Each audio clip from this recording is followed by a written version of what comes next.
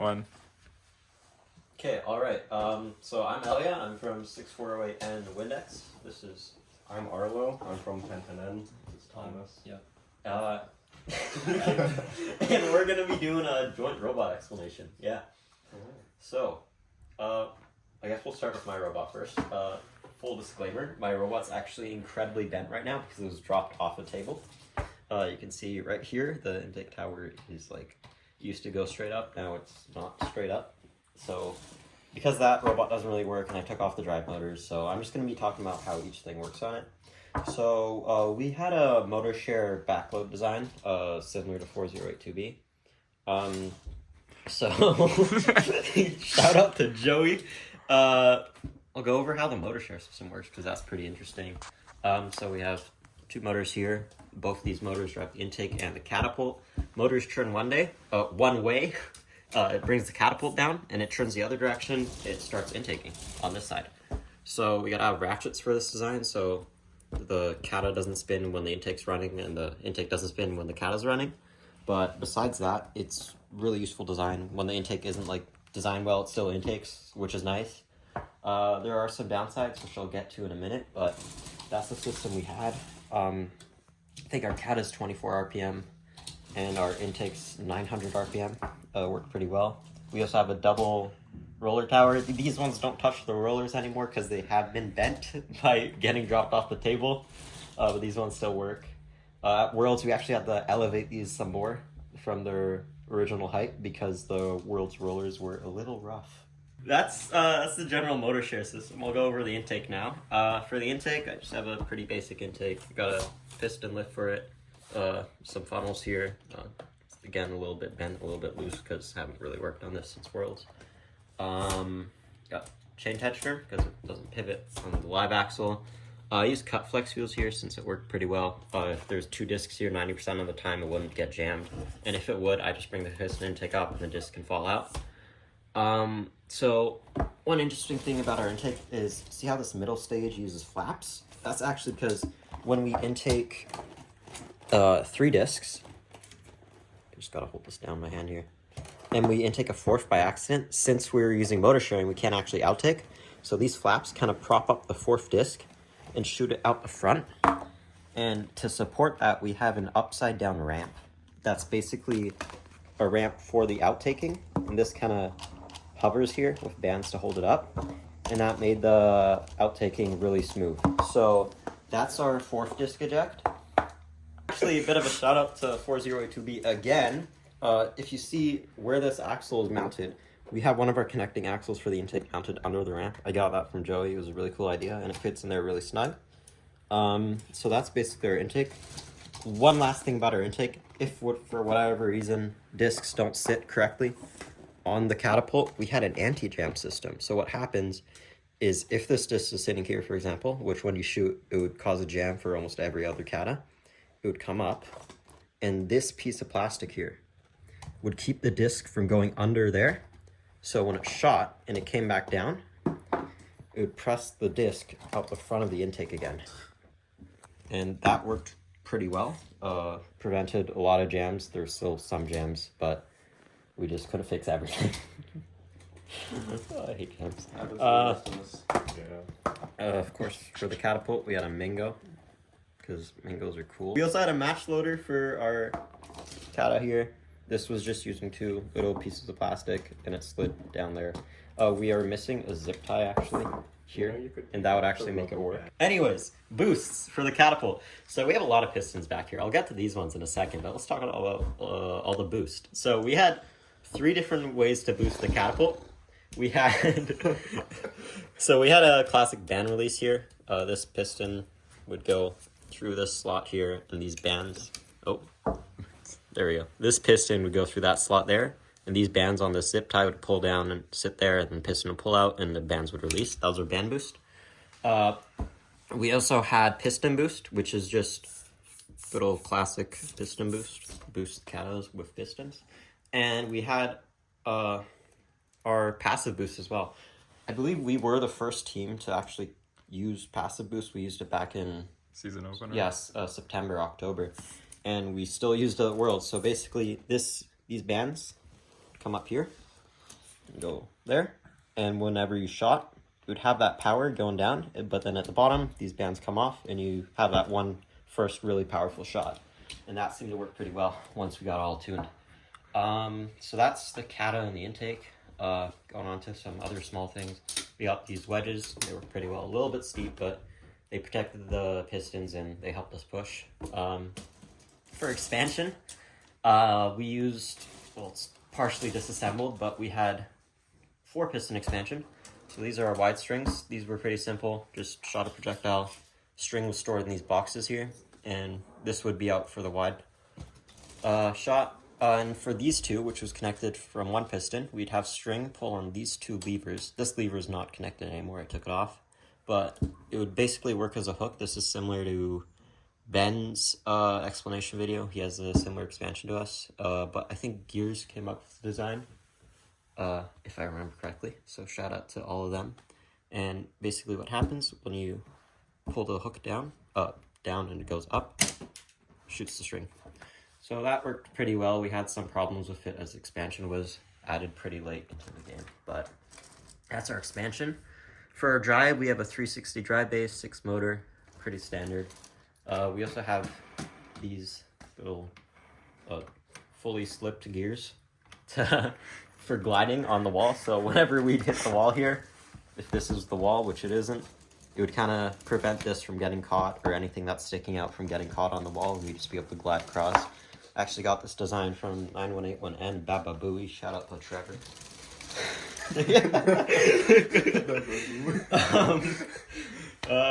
Yeah, so that's the expansion. I think that's basically everything on my robot. Now I'm gonna pass it off to Arlo from. Talk about your drive. I did. It's 360. Suzette says hi. 6 motor, standard RPM. Oh, whoa. Anyways. Crazy. Oh, one more thing. Just with the Mingo itself. This is using bands to the tower of the catapult, so it's not like a string Mingo or anything like that. That's how it works, and it worked pretty well. If I can. Yeah. Let's pass it off to Arlo from 1010N. Let's go. Okay.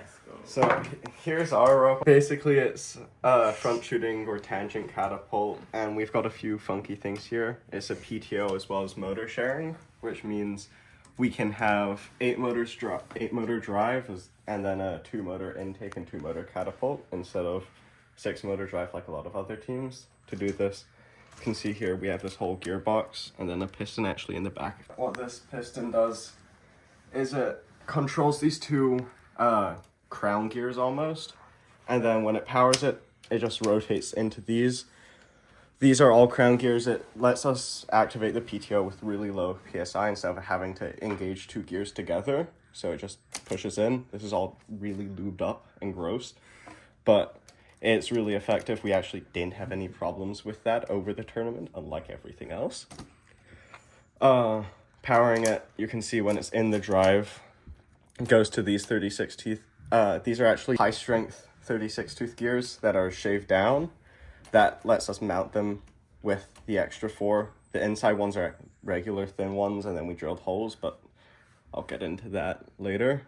Then this goes into a pinion, and then another pinion. This pinion's a drilled out low strength one because we didn't need the metal one there. Goes into the drive, as you see here. Then goes onto the drivetrain. We have a really weird drivetrain. It's 450 RPM with an annoying pinion in it, but it's because we're dumb. We should have put, in hindsight, just an extra gear on the top. This whole robot's really thin. It's 22 wide, technically 11.4 inches since the 2 motors are the furthest sticking out parts. Then let's get onto the catapult. Basically, use the the PTO to switch into the catapult. Powers these 2 gears. Pretty simple tangent catapult. See the motor sharing. One weird thing is, with the size being 22, it leaves us with no room inside, so we had to do a ton of weird gearing and scuff stuff. One being with the catapult arms, we had to bracket them out.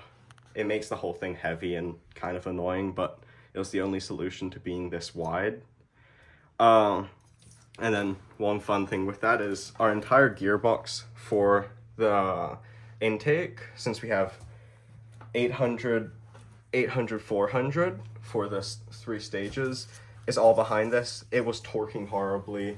Elia can second that one. The entire thing would bend like 90 degrees half when we were doing testing, so we have a ton of support for it, and now if we move it, it moves everything. Like, you can see the entire arm move, since that's moving the towers, not just that. So for catapult, it was, as you can see, it was all motor shared, and I would like to talk a little more about the ratchet and how it was motor shared. So as you can see, the ratchet was connected by the 1:5 ratio joint, and this 262 gear and the high strength shaft will ratchet onto the 12-tooth gear, which is connected onto the joint for the catapult slip gear, which we have equivalent of 24. Yeah, it was 24, around that range, and it would, since we were using 2 motor, it would load down really fast, and we had a really torque to speed efficient ratio for the catapult, and we had a string piston boost for the long range autonomous shots, so we can shoot from basically any points on the field. And one thing cool about the intake that I would like to add is that we had it was not just like a linear flat stage for the platform. It was curved by the heat bend, and we used sanded Delrin, so we would have less friction, and everything is basically supported by the high strength shaft and drilled out high strength shaft, so it adds on a little more structural support and it's a lot dense seat tunnel. And to get a lot more on to the catapult, how we tuned this thing and how we tuned the grouping and stuff like that, it really just depended on the length of the cata bar and the base of the catapult arm. We came up, we would like to give a lot of credit to Captain and 606X for helping us with tuning this thing. So basically, when you increase the length, I think it added more backspin, and when you decrease it, it added more forward spin, so we had that exact flat ratio to get overfill and autonomous shots ratio. And one of the cool things that we would like to add about the catapult is that we had like a Delrin bar at the back, so when we had like a 3 disc on the catapult, and when we intook 4 and the 4th disc overshot, it would land on top of the first disc of the catapult, and when it shoots, the 4th disc will actually bounce out, so we can get we don't have any jams on the catapult. And this plastic would also be used for the battery placement. The battery will go over the bar and I can hold this out. yeah, thank you. Behind the Delrin bar. As you can see, we had a lot of troubles with this at Worlds, Quick swap. but it was stabilized and the battery really well. It never came out, and it was also really efficient for our 22 wide base since we didn't have space for it. I can add quickly onto our Yeah, end sure. before this. We had a distance sensor here that's just off since parts are being taken apart slowly. Well, the robot's being taken apart. So with that, we would, at one point, if we intook 3 and the intake stopped before it shot that one out, the 4th one, we could pretty much drive around with that. Then when we went to shoot, it would outtake that 4th disc before we shot, so we could still shoot with 3 and technically not be in possession of all 4 while shooting. And since it came to pretty much a stop, it was perfectly legal, although a little bit scuffy. Going on to this, we had a piss take, never actually used it. We kind of ran out of time for everything. This thing was finished during Worlds pretty much, so yeah, that was annoying. Our rollers, we have two, they're 50 RPM. One's over, one's under. The reason because of this...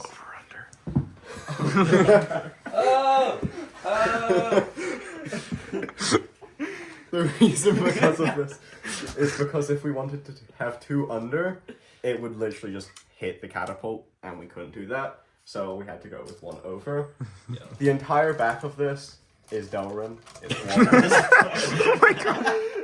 But that was actually really useful. We never had the snap. It's supported with a ton of cross bracing, but it was really light. I think in the end we were like 17 and a half, 18 pounds, meaning we were the same weight as other teams without a PTO and without a lot of the stuff. One extra thing, which we don't have on right now, is we have a wedge normally. It didn't really work on this robot. The one before it worked great, and then now we're into 775V's recap with our brain screen falling off. Brain screen protector, not the actual screen. God, that'd be bad. Shout out to Jar. Yeah.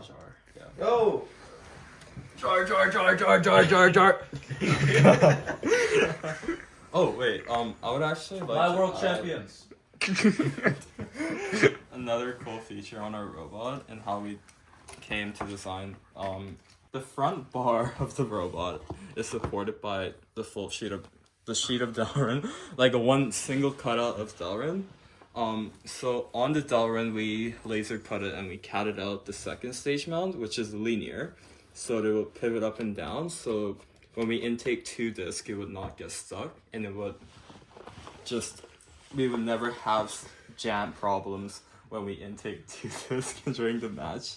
And especially when we used motor share and PTO, it would be really hard to get that two disc out. So that was one of the cool features we had. And adding on to what Ellie had on his robot, we also had a little cutout of 1.65 inch wheels, flex wheel for the third stage. So whenever we have like the disc orientation problem, it would just intake and correct itself when it goes up. And this was another cool feature we had, like when we shoot and then we have an orientation problem, it will correct itself before it shoots during autonomous. And Oh yeah. yes, sir. One thing to add about our intake too, unlike Elia and most other teams, we never actually had a tensioner, and you'll see it goes loose. But with our testing, it just never was a problem. The chain never came off. It never actually skipped. We used this on our robot for Mecha Mayhem NorCal and Provincials, and it still didn't have a problem. IQ chain. Yeah, I IQ chain OP. It's just better. It's at an angle right now. Let's not talk about that. Again, these robots have not been touched since Worlds, and some of them have been dropped since Worlds. Yeah, this thing has not. We've kind of abused this thing. It's happened. If you see, we do have sleds. These were longer halfway through Worlds, and then we drove really hard into a wall, and one of them snapped. So we have shorter black ones now, but they're still there. I think they worked. We never actually really used them. It's kind of a lot of this robot. We finished it too late. End games. We had a struggle fitting this all into pretty much a 4 wide, since the base just cut off at that point, since we had to have the catapult take up the entire base. So we were using kind of a design we had before, but way more compact, with the axle cut out through the L channel. One thing we added though is these 45 degree gussets? locks, whatever. They didn't lock. Oh. Well, they did lock, but they locked if you had this on, because we realized in our first 2 matches, if someone drove really hard right into this point, it would just fire the end game. We have one piston here. It connected. I think they're cut now. Yeah, everything's cut. But it was quite a cool zip tight, almost 4 bar. That connected both of these, pulled them both down, and you see, as soon as it comes off, it just wants to go back down. Well, it wants to go down. So it was really hard to fire it, like have it accidentally fire after we fixed the issues with it accidentally firing. Then we had these little baby ones for the expansions. This side went off every time, the other side never fired. I don't know why. Pistons are off now, but we had pistons mounted here, then just going down, and they would hold like that and pull up firing it. Everything on this robot is small for the point of being small and nothing much else. We basically just use 3mm yarn, so it would be light, and We had a lot of people look at that 3mm yarn. Who was the big people at NorCal who looked at it? Dan Mats. Yeah, we had Dan Mans and the two head refs at NorCal look at it and make sure it's legal. We had someone from the GDC, and yeah, it was legal. It was nice because everyone thought it was illegal. Our drivetrain, since it's 450, we had a hard time fitting in stuff for the wheel collars. So we didn't actually have any wheel collars on this drivetrain. We instead had basically blocks from Delrin on every side. So you can't actually see any of the axles on this side. This was intentional. If you look closely, the light's really not helping the entire black robot be clear. Do you want to move your robot, Elliot? So we can get light? Yeah. I'm not gonna drop it off this table. But if you see, we had really thin. We had some. I think they were old. I don't know where these spacers came from, but we had a ton of these really old squishy ones, and we used those. So they're like very weak plastic, but they worked. And yeah, we had a few weird things. We had 48 tooth gears that are shaved down, since you can only buy high strength ones, even though Vex sells low strength ones. Gotta love that. Wait, just one other thing I would like to add. We had a lot of, since we were when we had a motor PTO engaged, we were basically using almost all of our sprockets on the robot, which was around 65 sprockets and gears. Yeah. So we had a bit of torque and friction issues as we were going. So one of the ways we found out to eliminate the friction issue on our robot was shaving down the standoff so it's rounded. So instead of we use a sandpaper and drill to make the hexagon shape standoff. Inside, they're here. Yeah. Oh yeah. But Rounded, so it would have a less friction. And we use around 6 of those. Buy them from places is a lot less work. Yeah. Yeah. And that and 60, the low profile chains were made our friction better. Also on the topic of the file down standoffs, see down here, that's actually our slip gear for the catapult. You can't see it because it's dyed black, so it's really hard to see it. But that's our slip gear, and we used to actually hold it there, instead of using an axle or a screw joint, we had the file down standoffs in there, and that actually gave us really low friction. The only issue was with how dense our robot is. It was really hard to unscrew it, so we had to make a custom screwdriver that was around this long. It was welded together to actually take out the slip gear. But it worked. It was low friction, so everyone was happy. Originally got that design from Semicolon's drivetrain in Tipping Point. They used those, I think. Not sure if I did show this, but you can actually drive the intake from the roller mech, and then if you turn it the other way, you can actually push the cata down too. And you can actually do everything from the roller mech, which is pretty cool with the motor shift system. Yeah, that's about it. For the support.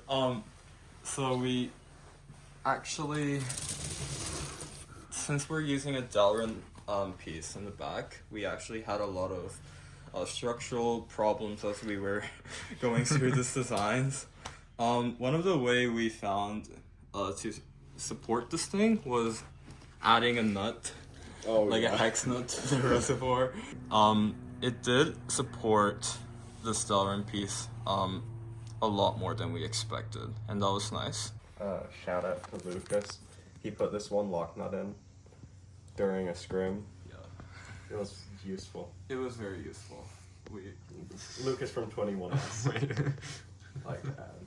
It helped a lot with the weight distribution and Yeah. the center of gravity. That's about it. That's about it. So, Shout out. yeah, this was our last year doing VRC. It was a blast. Definitely a fun journey. I'm really happy. Good riddance. Yeah, I'm really happy It's for the fun, memories really. I had though. But All you kids out there, it'll feel so nice when you're done. yeah, it's pretty. It's pretty rewarding when you finish, even if it's not like the greatest ending to your season. You just look back As at what long as you did everything you can and Yeah. you're happy, you don't have any regrets, you're chilling. Yeah. As long as you have fun. Shout out to Maktar for protecting our pit at Worlds too. He was our personal PP.